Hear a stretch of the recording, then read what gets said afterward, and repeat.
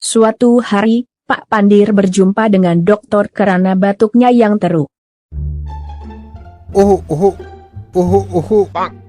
Kamu batuk ya? Ya doktor, dah seminggu batuk saya ni.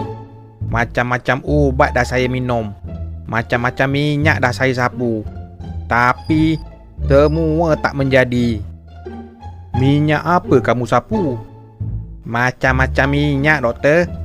Minyak lintah, minyak belacak, minyak hitam, minyak petrol. Semua tak mujarab. Loya buruk orang tua ni. Kalau macam tu, saya bagi awak ubat batuk yang paling kuat sekali.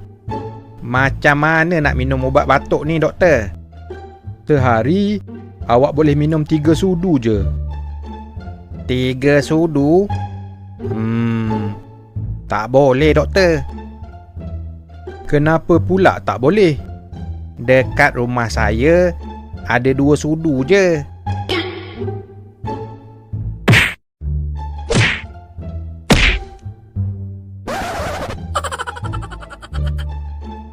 Doktor, boleh bagi MC tak?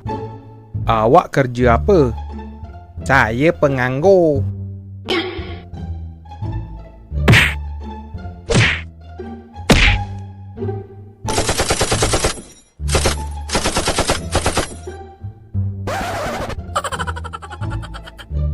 Semua sekali RM341.